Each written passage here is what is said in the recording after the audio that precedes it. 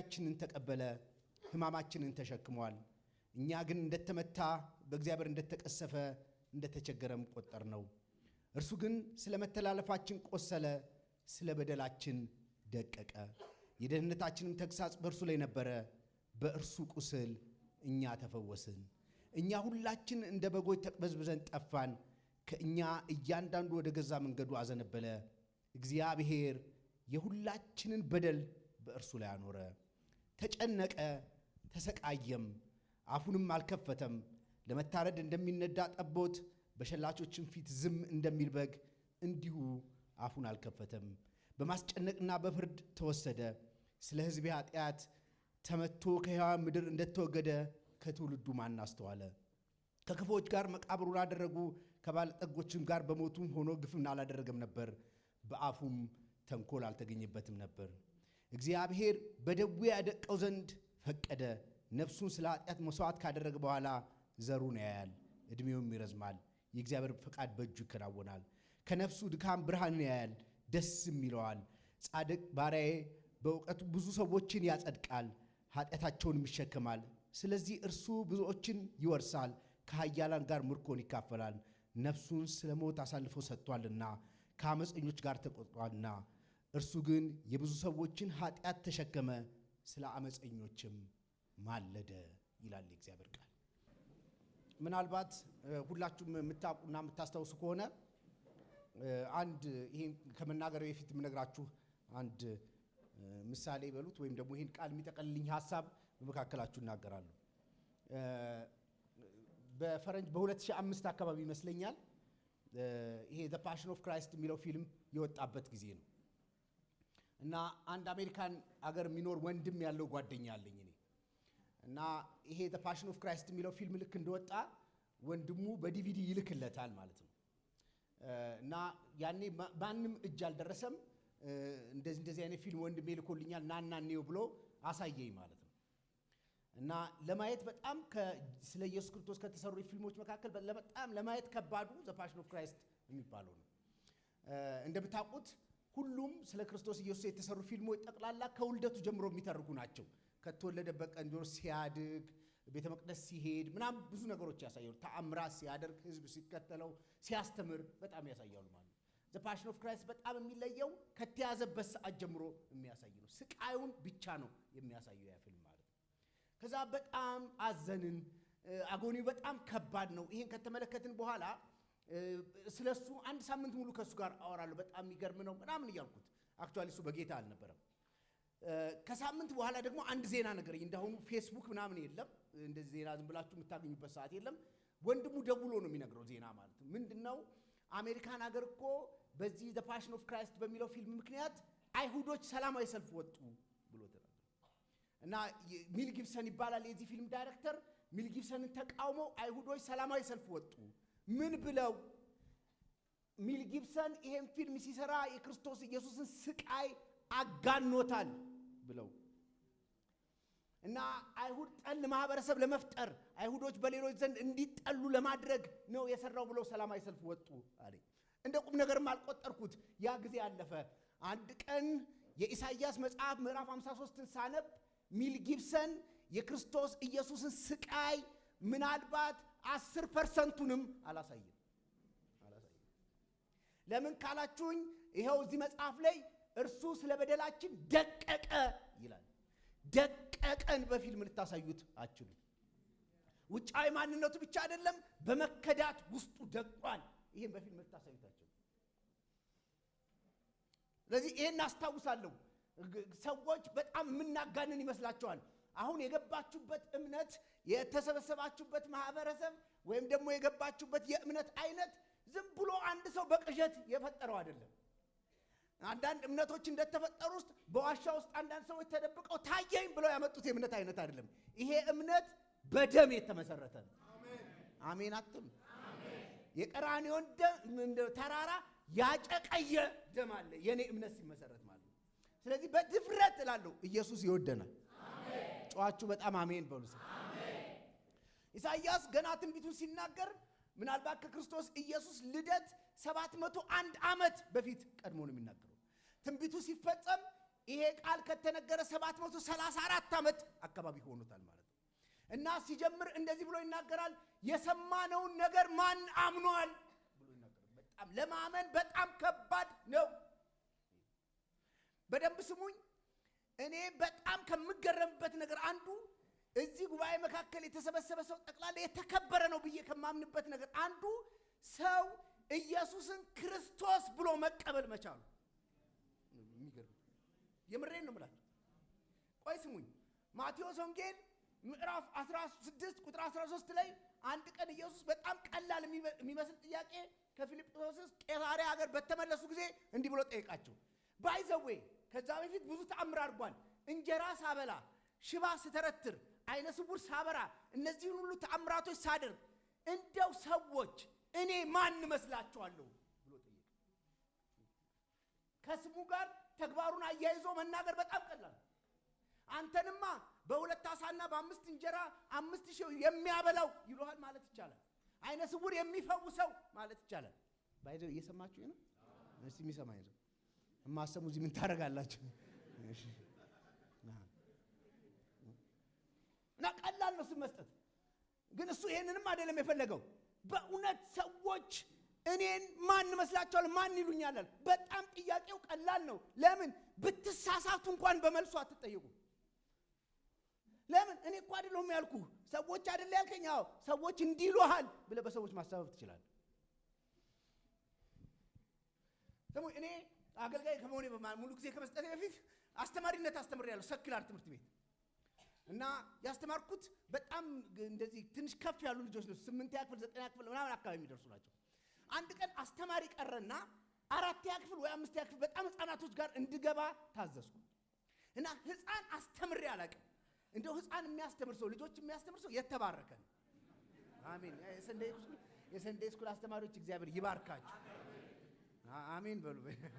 እና በጣም ከባድ እና እንደውም እንዳስተምር ማለት የታዘዝኩት እንድጠብቅ ነው። ሄደህ በቃ እንዳይረብሹ ምናምን ጠብቅ ነው የተባልኩት ማለት ነው። እኔ ደግሞ ስራ ከምፈታ ለምን አንዳንድ ነገር አልነግራቸውም ብዬ ከነሱ ጋር ዲያሎግ ማድረግ ጀመርኩ። በጣም ከህፃናት በጣም የሚገርመኝ ነገር ካሁን የሚገርመኝ ነገር ህፃናት መካከል ገብታችሁ ኒኩሌር ሳይንስ ለምን አትጠይቁም? ሁሉም እጃቸውን ያወጣሉ። ሁሉ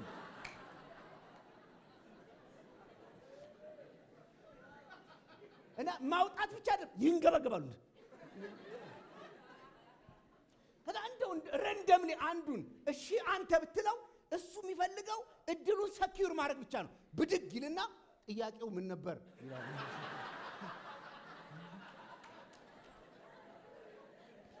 እና ትነግረዋለህ። ቢሳሳትም ምንም አይመስለውም፣ አያፍርም።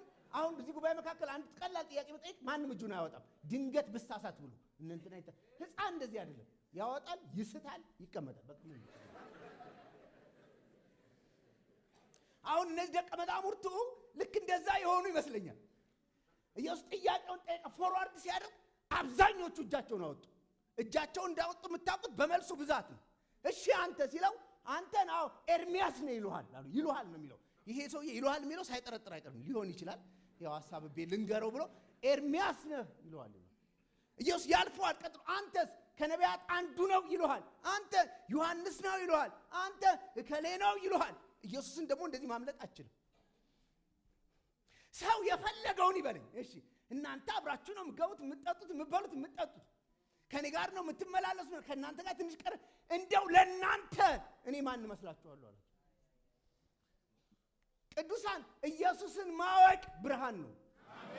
በደንብ ጮኻችሁ አሜን በሉስ። ብሪሊያንት ስለሆናችሁ ትምህርት ስለሚገባችሁ እዚህ አይምሯችሁ የተከፈተ ምናምን ስለሆነ አልገባችሁ። እኔ ሁልጊዜ እላለሁ ጴጥሮስን የሰጠን እግዚአብሔር የተመሰገነ ይሁን። ጴጥሮስ ልክ እንደ እንትን ነው የማይሆን። ይሄ አሁን ስልካችሁ ላይ ዋይፋያችሁ ኦን ከሆነና የመስሪያ ቤት ምናምን ዋይፋይ ካላችሁ ልክ ስትጠጉ ኮኔክት ይሆናል። ከዛስ ከቴሌግራም ከምንም ይገባ። ጴጥሮስ ለመንፈሳዊ ዓለም ልክ እንደዚህ ነው፣ ኦን ነው። የጴጥሮስ ችግር ከየትኛው ዋይፋይ እንደገባ አለማወቅ።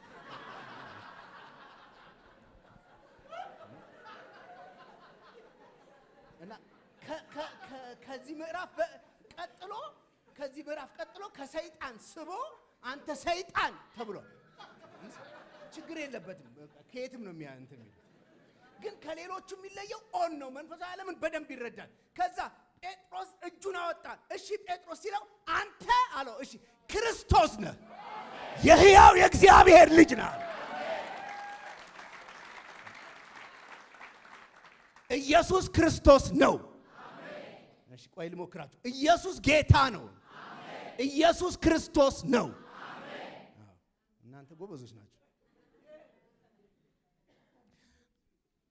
ምን እያለው ነው?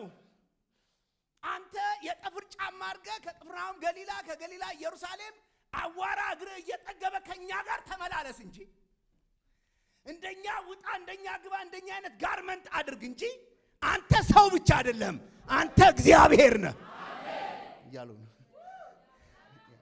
ማንም ላይገባው ይችላል፣ ማንም ላያውቅህ ይችላል፣ ማንም ላይረዳ ይችላል። እኔ ግን እንደዚህ እረዳለሁ። አንተ ለሙሴ ሕግን ስትሰጥ ተራራ ታስጨስ የነበርከው አንተ ነህ አሉ። ይላችሁ ቅድም ኢየሱስ ለብዙ ሰው መልስ ሲሰጥ ነበር ማለት እድል ኤርሚያስ ሲል ይተውና አንተ ይላል፣ ኢሳይያስ ይተውና አንተ ይላል፣ እንትና ይተውና አንተ ይላል። አሁን ለማንም እድል አልሰጠ ኢየሱስ። ለምን? ጴጥሮስ ያመጣው የመጨረሻው መገለጥ ነው። ጴጥሮስ አቤት፣ ይሄን እኮ ስጋና ደም አልገለጠልህም፣ ይሄን የገለጠልህ መንፈስ ቅዱስ ነው። እስቲ ጫዋቹ አሜን በሉ እስቲ። እኔ በጣም የምወደው አንድ እግዚአብሔር ቃል አለ፣ በመዳን ቀን ረዳውህ የሚል። ለካ ሰው መጥቶ ወንጌል ሲሰብከን መንፈስ ቅዱስ ከኋላ ይግባው ብሎ ነው የገባለት።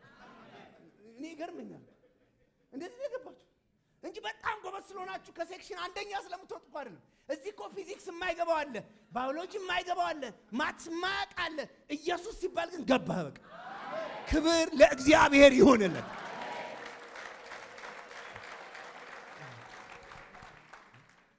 ጴጥሮስ አቤት፣ ይሄን እኮ ስጋና ደም መንፈስ ቅዱስ፣ ስለዚህ አንተ ብፁዕ ነህ። አሁን ጴንጤ ብፁዕ አይገባውም እንጂ እኔ ከኦርቶዶክስ ባክግራውንድ ነው የመጣሁት። እኔ ዲያቆን ነበርኩ። ብፁዕ በጣም ይገባኛል። አሁን ብዙ ብፁዕ አይገባውም። እኔ ድቁና ተቀብያለሁ። አልቲሜት ጎሌ የነበረው ጳጳስ መሆን ነው፣ ማንም ዲያቆን እንደሚመኘው። እና ለኔ ድቁና የሰጡኝ አቡነ ቶማስ የሚባሉ በቅርብ ነው የሞቱት። እና አቡነ ቶማስ ይባላሉ፣ ጳጳስ ናቸው። ብፁዕ አቡነ ቶማስ ነበር። አቡነ ማለት አባት ማለት ነው። ብፁዕ የሚል ፊት ከፊታቸዋል። እንደው ካላወቃችሁ እነዚህ ጥቁር እንትን የሚያደርጉት እነሱ ብፁዕ ናቸው። ባይዘው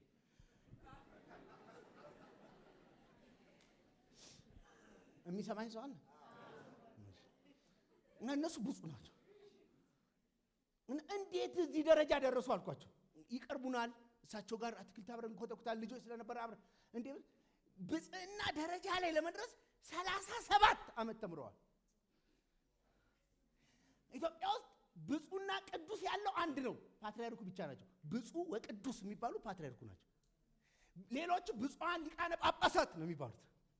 እና 35 ዓመት ደብረ ሊባኖስ ዜማ፣ 5 ዓመት ጎንደር አቋቋም፣ እንትን 5 ዓመት ትግራይ ቶመዱጋ ዞረው ድቁና ተቀብለው ቅስና ተቀብለው ቆሞስ ሆነው ኤጲስቆጶስ ሆነው ምናምን በጣም ብዙ አልፈው ለዚህ ነው የጳጳስ ወጣት የማታገኙት የለም። ሁሉም በእድሜ ሄዱ ናቸው። ይሄን ሁሉ አድርገው መጨረሻ ላይ ቤተ ክህነት አምኖባቸው መንኩሰው ሳያገቡ ልጅ ሳይወልዱ ኖሮ ብፁዕ ደረጃ ላይ ደረሱ። እና አቡነ ቶማስ ተባሉ። እኔስ አልወጣው አልወረድኩ፣ ወደዚህ አለድኩ ወደዚህ። ኢየሱስ ክርስቶስ ነው ብዬ አመንኩ። ቤተ ክህነት አይደለም ሰማይ ብፁዕ ነህ።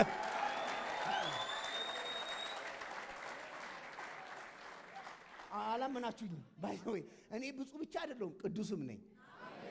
አሜን አትሉ?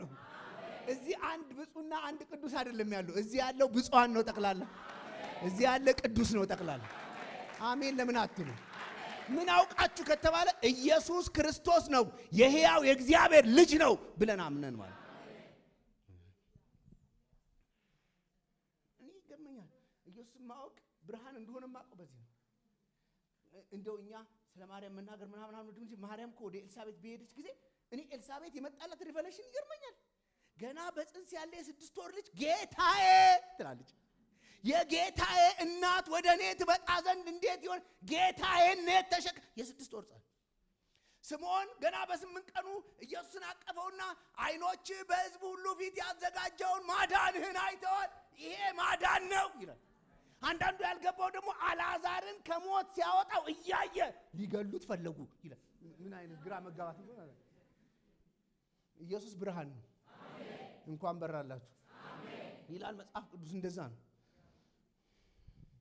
ስለዚህ ኢሳይያስ የሚናገረው አሁን ስቁይ የሆነ ባሪያ ስቁይ የሆነ መሲል ያሳያችሁ ከሆነ የሰማነውን ነገር ማን አምኗል? ማን ያምናል? ይሄን ጉዳይ የእግዚአብሔር ክንድስ ለማ ተገልጧል? የእግዚአብሔር ክንድ ማን ነው ከተባለ ክርስቶስ ነው። ኃጢአትና ሞት የተቀጣበት ዲያብሎስ የተዋረደበት የመጨረሻው የእግዚአብሔር ክንድ በመስቀል ላይ ተሰቅሎ እያየ ማን ይሄን ያምናል? የእግዚአብሔር ክንድ ለማ ተገልጧል? እናንተ ይሄን የሚሰቃይ መሲህ እንደ ጌታችሁ የተቀበላችሁ ብፁዓን ናችሁ። ለምን? የማይታመን ጉዳይ ነው። የማይታመን ጉዳይ የማይታመን እንዴት በፊቱ እንደ ቡቃያ ከደረቅ መሬት አድጓል ማለት ኢየሱስ ክርስቶስ ከሰማይ ያንጎዳጎደ ቢመጣ ማንም ኢዝሊ ይቀበለዋል። እንደ ቡቃያ ከመሬት ነው የወጣው። ከዚህ ነው የጀመረው። እንደ ማንም ሕፃን ተወልዶ ነው። እኔ እላለሁ ንገራችሁ፣ ኢየሱስ ክርስቶስ የመጨረሻ የተዋረደው ሰው የሆነ ቀን፣ ሰው እኔ ተርታ የተገኘ ቀን፣ እኔን የመሰለ ቀን። አሁን ካልደፈርኳችሁ ይቅርታና አሁን የእግር መታጠብ ስነ ስርዓት አድርገናል። የእግዚአብሔር ቃል አርጉ ስለሚለን አድርገናል። ግን በአጣቢውና በታጣቢው መካከል ከፍተኛ የሆነ ርቀት የለም።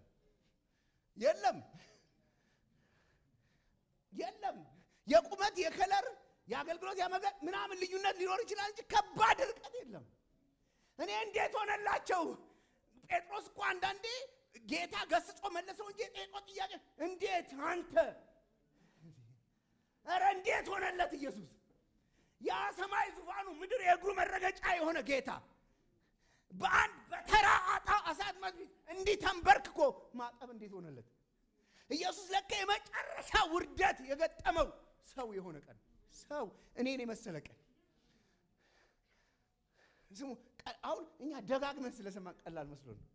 ቆይ ስሙ፣ አሁን አንድ ሰው እዚህ ከመካከላችሁ የትልቅ መስሪያ ቤት ሲኦ ቢሆን እና ሌታስት የሚባለው መኪና መስሪያ ቤቱ የሰጠው እምሱን የሚነዳ ከፍተኛ ደሞዝ የሚያገኝ ምናምን ሺዎች ሰራተኞች በእግሩ ስር ያሉ ቢሆን አንድ ቀን ግን ዝም ብሎ ወደ ቢሮ ሲነዳ ጌታ ይባርክ፣ ውሃዬንም ብታቀብሉኝ ደስ ይለኛል።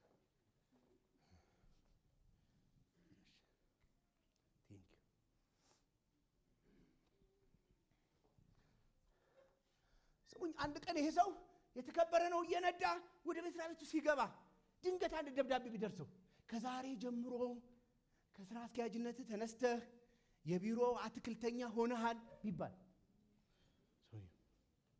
እሺ፣ ችግር የለም እኮ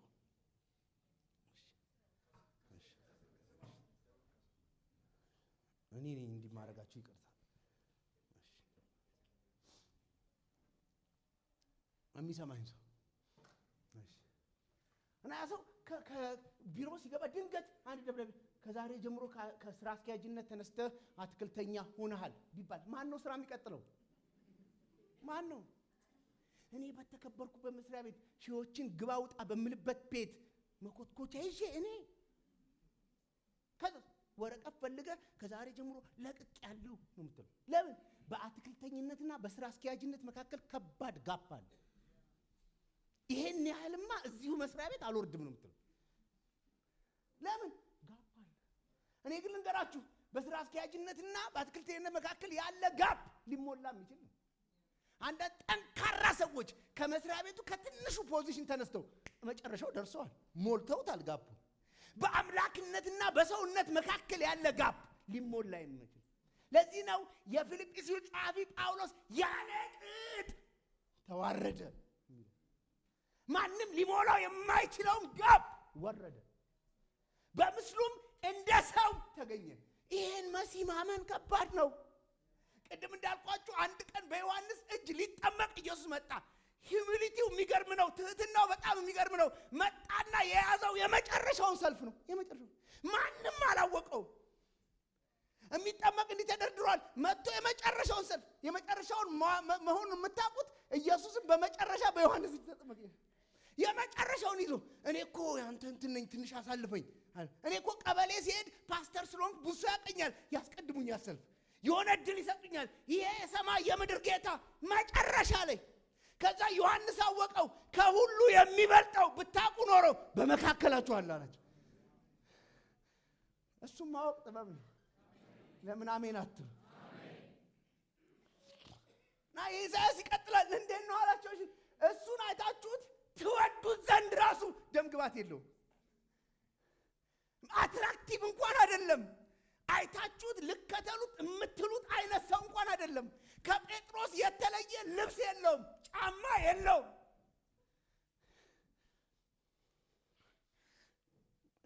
ስቁይ ነው፣ የተሰቃየ ነው፣ የጎሰቆለ ነው ማንነቱ። የደለው አይደለም፣ የተመቸው አይደለም። የመጨረሻውን የሰው ተርታ ይዞ የመጣ ነው።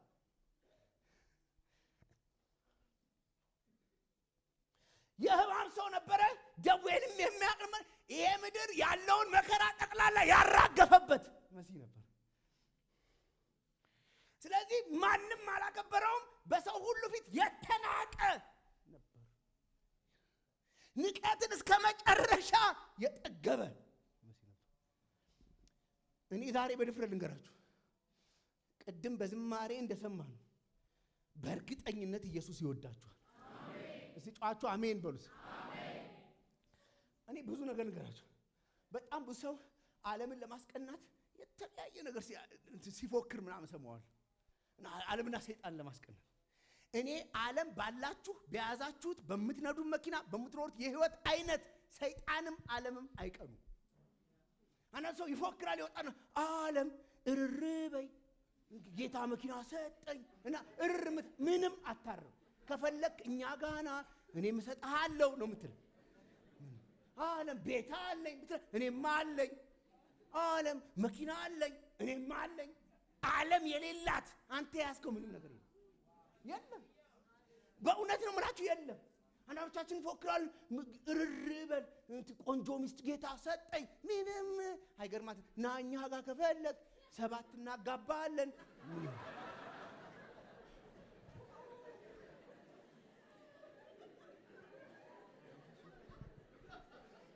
ዓለም ወርቅ አለኝ እኔም አለኝ።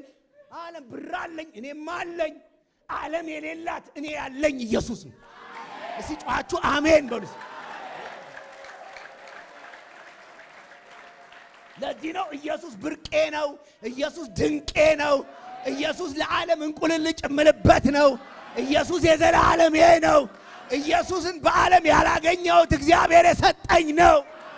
እስቲ ጩሁና ኢየሱስ አለኝ በሉ። እስቲ ኢየሱስ አለኝ። አሁን እኮ እኛ ትራዲሽናሊ ኢንፍሉዌንስ ከመደረጋችን የተነሳ ባይዘው የምሬን ነው። አሁን እዚህ ጉባኤ ውስጥ ዶሮ የለንም ብሎ የሚያዝን ሰው አለ። አታስበንም ለኛ አንድ ዶሮ አተህ ነው እያለ የሚቃው በግ የለም እንንትና ሁለት ሲያርዱ ለኛ አታስብ ምናምን። እኔማ የታሰብኩት ኢየሱስ የተሰጠኝ ቀን የዘላለም ሕይወት ያገኘው ቀን ኢየሱስን እንዳውቀው መንፈስ ቅዱስ እኔን የረዳ ቀን። እስቲ ጫዋቹ ዓለም ኢየሱስ አለኝ በሉ። እስቲ ዓለም ኢየሱስ አለኝ እኔማ አለኝ አትለኝም እንዴ? ኢየሱስ የኔ። እስቲ ጫዋቹ ለምን አሜን አትሉም? አሁን ማን ነው የሚችለው ይሄን መግለጽ? እኔ በጣም ይገርመኛል።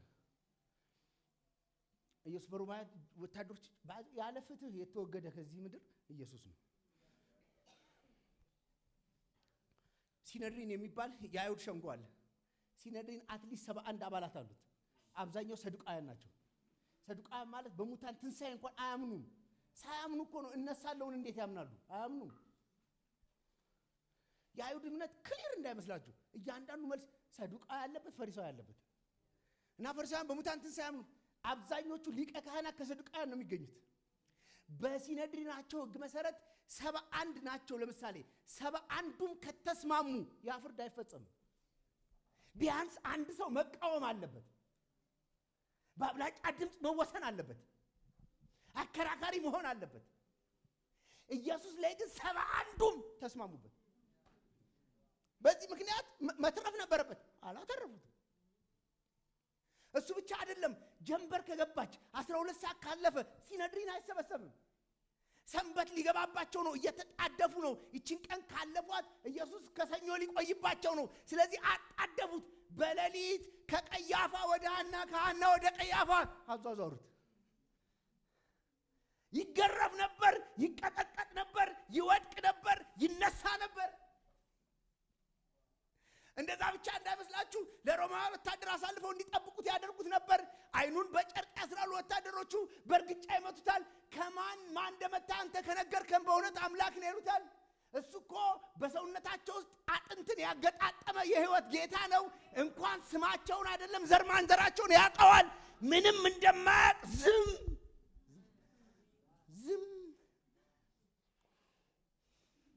እኔ እንዴት ትጠረጥራላችሁ ፍቅሩን? እንዴት አይወደኝም ይባላል? እንዴት አላየኸኝም አላሰብከኝም እንዴት ይባላል? እግዚአብሔር ማንም ተራ ሰው እየመጣ በጥፊ ይመታዋል። እኔ በጣም የሚገርመኝ አንድ ቃል አለ። አንዱ መጣና ይላል በመቃ አናቱን መታው። መቃ ማለት ረጅም ብር ቷ አደረገው። ታውቃላችሁ በገበያ መካከል ሞባይል ነጥቆ የሚሄድ ሌባ እንደ ነጠቀ እያወቅን እንደ ሰረቀ እያወቅን አጉል ቦታ ሲመታ እኮ ያሳዝነናል። አንዳንድ እናቶች ይመጡና ወይ በቃ እባክህ ይላሉ። እንዲህ የሚልለት ሰው አልነበርም። አናቱን በመቃ ይመታዋል። ይመጣል ዝም። አንዳንድ ሰዎች እናቴ ትወደኛለች ይላል። ምን እንዴት አውጥታን ያሳደገችኝ እንደ እውነት ነው እናት ትወዳለች። እመነኝ ግን የመስቀልን መንገድ ጀምራ አጨርስልህ። የሆነ ቦታ ያቅታታል። በቃ እኔም አንተም ሲሆን እንግባባ ክትሆይ ነው የምትል። ስለኔ ጸጥ ብሎ የጠጣ ኢየሱስ አሜን። እዚህ ጮኻችሁ አሜን በሉስ። አላቆረ የማይጠረጠር ፍቅር አሜን አትሉ? ምንም ውዥንብር የሌለበት ፍቅር መጡት። ተራ ሰዎች ታምናላችሁ? እስከ ጠዋት ድረስ እኮ ወደ 6 ቦታ ሄዷል ኢየሱስ በፍጥነት እንዲፈረድበት። ሐና ጋር፣ ቀያፋ ጋር፣ ጲላጦስ ጋር ያመላልሱታል። በዚህ ሁሉ መካከል ምንም አይናገርም። ለምን? አስቀድሜ የለፈለፍኩን ያለዋ የተናገርኩን ያለዋ የበደልኩን ያለዋ እኔን አስቦ ዝም ይላላ። በሸላቾች ፊት ዝም እንደሚል ጠቦት አፉን አልከፈተም። ምን ማለት እንደሆነ እንገራችሁ። የሚሸለቱ በጎች አሉ፣ ይመጣሉ፣ ይደረደራሉ። ለምሳሌ እንደዚህ ቆርጠ ሁለተኛውን ደግሞ ብትተው ይሄኛው አያጉረመርምም። እነሱን ሳትነካ እኔን አይልም፣ መብቱን አይጠይቅም። ጸጥ።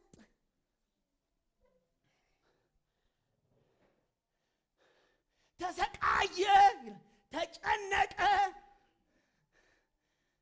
ሌሊቱ ሙሉ ሲገረፍ ያደረ ታውቃላችሁ። እኔ ለማብራራት አይገባኝም። ሁክ ያለው ጅራፍ ነው። ከስጋው ላይ ከአጥንቱ ላይ ስጋ እየቦጨቀ የሚነሳ ጅራፍ ነው የወረደበት። ገረፉት እንደዛ አድርጎ። ያ ሁሉ ቁስል ያለበት ጌታ በጠዋት ምናልባት ሙሉ መስቀሉን ተሸክሞት ከሆነ 136 ኪሎ ሊሆን ይችላል። ባሩን ከተሸከመው 57 ኪሎ ሊሆን ይችላል። አሸክመው እያዳፉ ይወስዱታል። አንዴ መስቀሉ ላይ ይወድቃል፣ አንዴ እሱ መስቀሉ ላይ ይወድቃል። ይዞራል። እንዲህ ሰው ይፈልጋል። ያበላቸው የሉም፣ ደማቸውን ያቆመላቸው የሉም። አንተ ቃል ብቻ ተናገር ብሎ ልጁን ያስፈወሰው መስቀል የለም። መቶ አለቃው ደም ፈሳሽ የለችም። ያ ሁሉ 5000 እስኪጠግብ በልቶ በመሶብ የተሰበሰበ የለም። እንዲህ ሲሄድ ሰው አያገኝም፣ እንዲህ ሲዞር ሰው አያገኝም። እስከ ሞት አብረን እንሆናለን የሉም። ብቻውን ኢየሱስ ብቸኛ አዳኝ ነው የምለው ማንም አረደው። ብቻውን እስቲ ጮኻችሁ አሜን በሉ። ብቻውን እኔ አይቻለሁ። የኢየሩሳሌም መንገድ አሁን ወደ ጎልጎታ ምርጥ አድርገው ሰርተውታል። ይመቻል። ጎብኚዎች እንዳይሰቃዩ ስቴፕ አድርገውለት ምናምን። እንደዛ አልነበረም። ሾክ አለው፣ የሚያደናቅፍ ነገር አለው። ያደናቅፈዋል፣ ይወድቃል፣ ይነሳል። ቸኮሉ። ከዛ በኋላ ይሄ ሰው 130ውን አሸክመም ሊችሉ አይችልም። ስለዚህ አንድ ቀሬናው የሚባል ስም ሆናል። ናና አገዘውና ሄዱ እዛ ድረስ።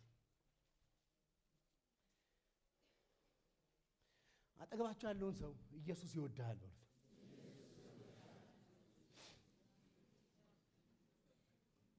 በመስቀል ላይ ያረጉት እጅና እግሩን ቸነከሩት። መስቀል ላይ ያረጉት በጣም የሚያሳዝነኝ ነገር ልንገራችሁ። ተሰቅሏል። ከነዛው ወንበዴዎች መካከል ሆኗል። መጽሐፍ ቅዱስ ሲናገር አንድ ሰው በዛ በኩል ያልፍ ነበር። ምን እየተከናወነ እንደሆነ አያውቅም። መንገደኛ ነው።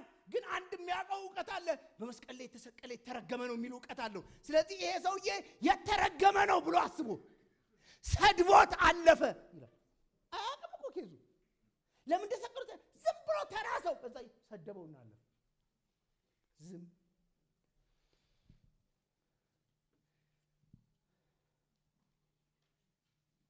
እግዚአብሔር የሁላችንን በደል በሱ ላይ አለው። ተቆጣው። ብራዘር እግዚአብሔር ሲቆጣ ከባድ በጣም ከባድ ነው። ሊያውም በኃጢአት ላይ የተቆጣውን ቁጣ አነደደበት ላይ ወለ አቃተው። ኢየሱስ አባቶች ስለምን ተውከኝ? ዞር አለበት አላየም። እኔ እንዲህ የተረፍኩ ሰው ነኝ። እንደዚህ የዘላለም ሕይወት ያገኘው ሰው ነኝ። ለምን አሜን አትሉ?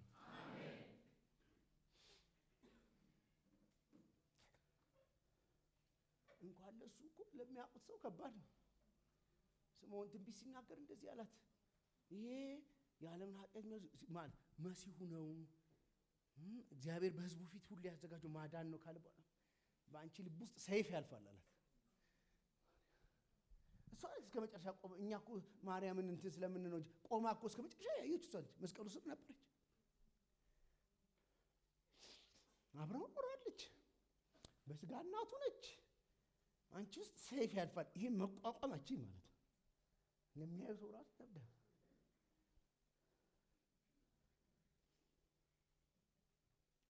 በንግስናው ሲያሾፉ በጉጠት ይዘው በራሱ ላይ የሾክ አክሊል ያደርጉ 9 ኢንች ነው ይባላል። የእንትኑ ርዝመት የሾኩ አናቱን ጠርምሶ እየገባ እነሱ በእጃቸው ያዙት በጉጠት ይዘው ያስገቡለት። ጸጥ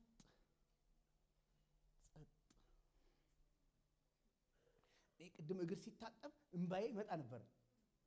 እኔ አገልጋዮችን ብቻ እያሰብኩ አይደለም፣ ኢየሱስ ሰው ፊት ሲንበረከክ እያየሁ። ለዚህ ነው ዳዊት ታስበው ዘንድ ሰው ምንድነው? እንደዚህ የምትሆንለት ምንድነው? ሰው ባይኖር ምን ትሆናለህ? ሰው ሳይኖር እኮ አንተ ለዘላለም ተከብረ መኖር ትችላለህ። ተወደ ተመልከ ትኖራለህ። እልፍ አእላፍ መላእክት እኮ አለ። እንደው ሰው ምንድነው እንዲህ የምትሰቃይለት የምትሆን? ምንድናችሁ እናንተ እግዚአብሔር መንግስት ውስጥ ብትቀሩ ባትኖሩ ባታሸበሹ ባትዘምሩ እግዚአብሔር ምን ይሆናል? ይበርደዋል፣ ይሞቀዋል።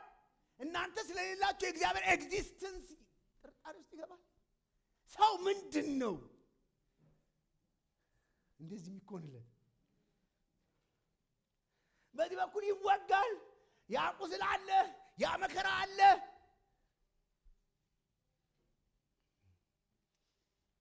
ስለዚህ ነው ማን ያምናል ይሄን ስቁይ መሲህ አዳኝ ነው ብሎ ማን ያምናል?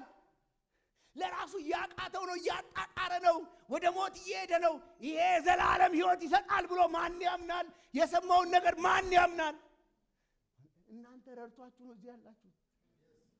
እግዚአብሔር ገልጦላችሁ ነው ያላችሁ። አይሁድ መሲያቸው ከሮማን አገዛዝ ነፃ ያወጣናል፣ ባለ ታንክ ባለ መሳሪያ ሁሉም ይፈራው ሆኖ ይመጣል ብሎ ያስባሉ። ንጉስ ነው፣ ሁሉን ይጨፈልቃል ይደመስሳል ብሎ፣ ይሄ ደግሞ የሚቀጠቀጥ የሚደበደብ የሚዋረድ አፈር ላይ የሚንደባለን የሚገረፍ ሆኖ መጣ። ማን ያምናል?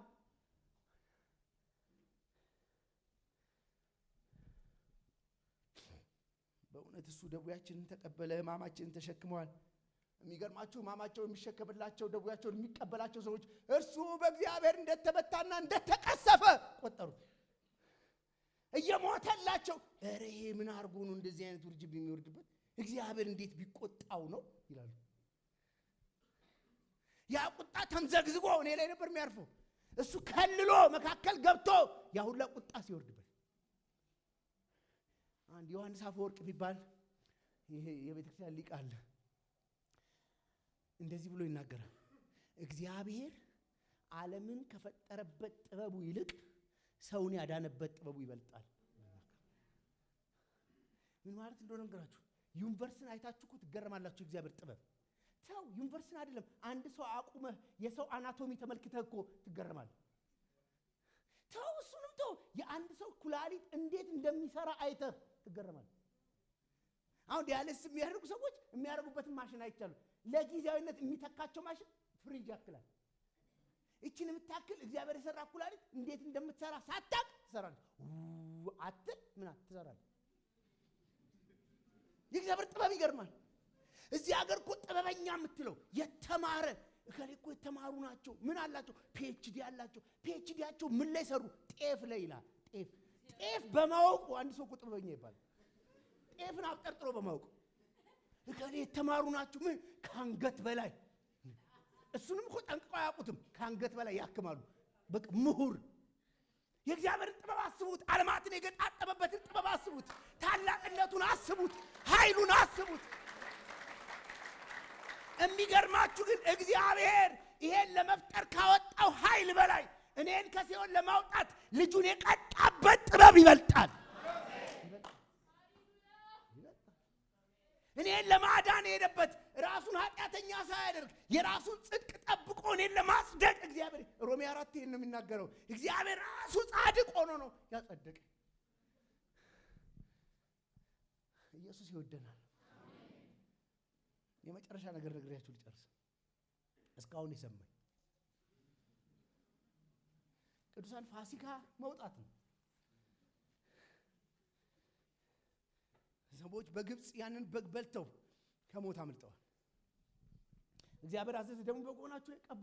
በዛ ደም ሲገባ ስለ ደሙ ሲዘመር በዛ ደም በዛ ከገበያ በተገዛ በግ ደም አምልጠዋል። አሁን በበግ ደም አይደለም፣ በኮርማ ደም አይደለም፣ ከገበያ በተገዛ በግ ደም አይደለም፣ በእርሱ ደም ወጣን።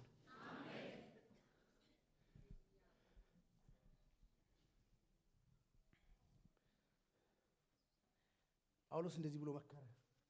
በነጻነት እንድንኖር ክርስቶስ ነጻ ወጣን። ደግማችሁ በኃጢአት ቀንበር አትያዙ፣ ደግማችሁ በባርነት እጅ አትያዙ። ዛሬ ነግራችኋለሁ። ደግማችሁ ከተያዛችሁበት በዚህ ፋሲካ መውጣት ይሁንላችሁ። አሜን። እስቲ ጨዋቸው አሜን በሉ። አሜን። ይሄን ሳልናገር በሄድ ኃጢአት ይሆንብኛል።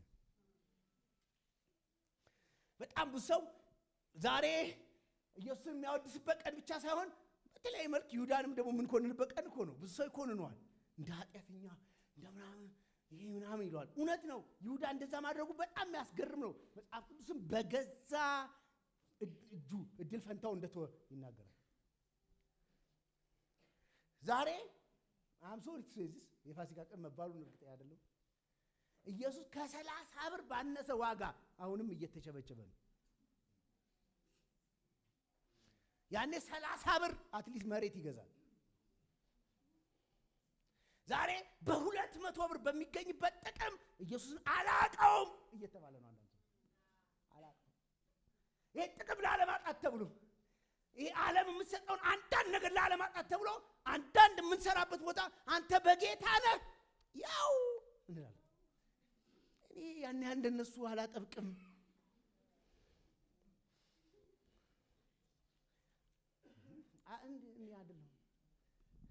እኔ ወጣቶችን ሳገለግል እንደዚህ ብላለሁ። አንዳንድ እህቶችን ክርስቶስን ከማምለክ ያስወጣቸው አንዳንድ ሰፈር የሚቀመጡ ጎረምሶች ናቸው። እዛ ቸርች የምትይ ከሆነ እተውሻለሁ ይላል። ከኔ ጋር መሆናችን ለአንድ ጸጉሩ ለሚጠመን ጎረምሳ ነው ኢየሱስ የተቶ አናውቻችን እዚህ መተን በልባችን ምን እንደሆነ ባይታወቅም እግዚአብሔር በጣም እናመልክ ይመስላል እንጂ በልቡ እግዚአብሔርን ማከብር በጣም በመካከላችን ብዙ ነው። ጠርጥሩ እኔም ልሆን ይችላልው። ፋሲካ መውጣት ነው። ከዚህ ግርግር መውጣት ነው። ከዚህ ዓለም መውጣት ነው። የሚመጣውን ጌታ መናፈቅ ነው። ቅድም እንደተባለው የሚቀረን አንድ ትንቢት አለ። ኢየሱስ በክብር ዳግም ይመጣል። አሜን። ጨዋቸው አሜን በሉት። አሜን። ይህን ሳልል ብሄድ ኃጢአት ነው አልኳችሁ። የዘላለም ሕይወት ሲባል በጣም ለብዙ ሰው አሻሚ ነው እና አሁን ኢየሱስ ይመጣል ራሱ ብዙ ያስደነግጠዋል።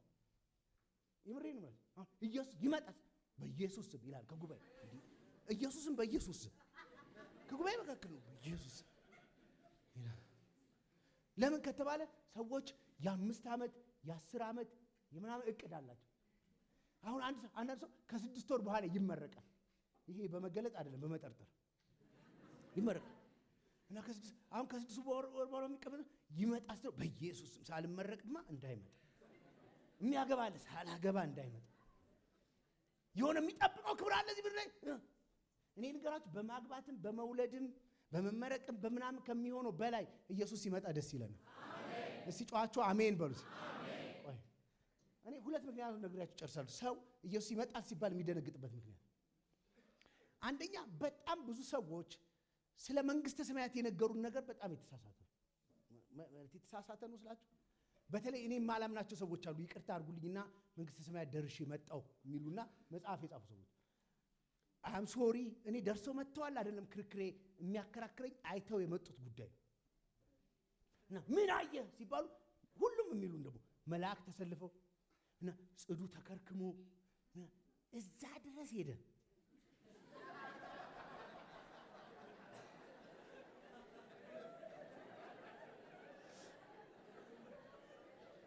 ቆይ ስሙኛ። እኔ አንድ ያነበብኩት መጽሐፍ ልንገራችሁ። የምሬን ነው የምላችሁ። አሳየኝ ይላሉ አንድ ሰውዬ የጻፉት 9 ደቂቃ ነው ምናምን የቆዩት እዛ እና እያስጎበኘን ነው አሉ። ለእያንዳንዳችን ቤት እየተሰራ ነው አሉ። እሺ የኔም ቤት አሳየኝ አሉ። መጽሐፍ ላይ ነው። የኔ ቤት ከተስፋዬ ጫላ ቤት ጎን ነው ይላል መጽሐፍ ነው። እና እኔ ደግሞ እሱን ሳነብ የኮንዶሚኒየም መንፈስ የተናቀ እዛም ሄዶ ከ4 ኪሎ የተፈናቀለ አንድ ላይ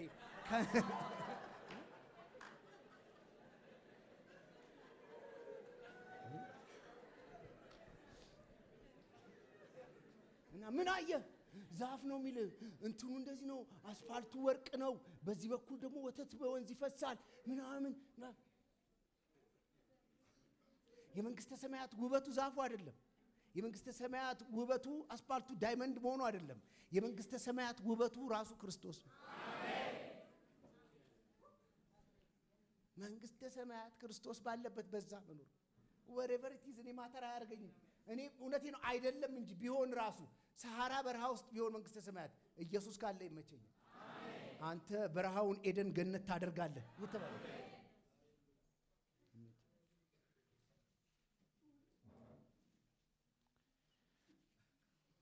የመጨረሻ እኔ ወጣቶችን ብዙ ጊዜ ያስተምራሉና በህይወታችሁ በጣም የምትጠብቁት ነገር አለ፣ የምትጓጉት ምንም ነገር ጓጉ ስትይዙት እስባዶ ነው።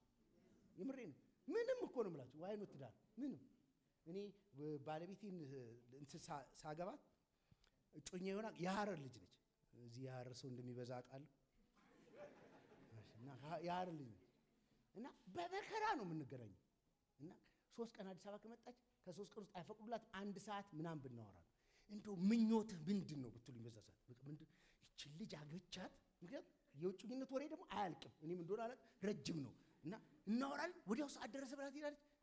ምንድነው በዛ ሰዓት አስቁማችሁ ብትጠይቁኝ የመጨረሻ ምኞት ከሷ ጋር ቁጭ ብሎ ማውራት በቃ ተጋብተን ይመስለኛል። በቃ ፍራሽ አድርገን ዝም ብለን የምናወራ ነበር ይመስለኝ። ይኸው ተጋባን አናወራ።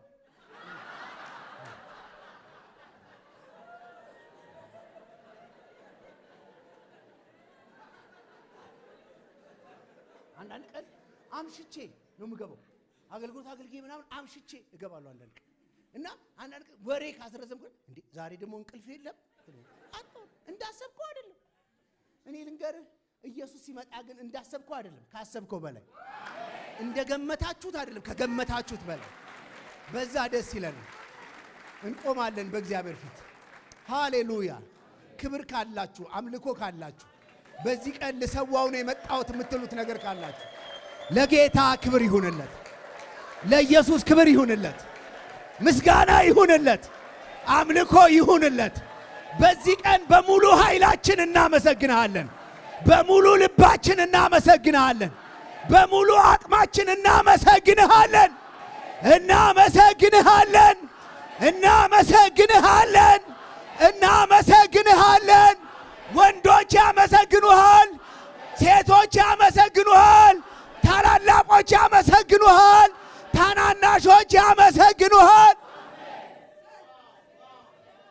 እናመሰግንሃለን፣ እናመሰግንሃለን፣ እናመሰግንሃለን፣ እናመሰግንሃለን።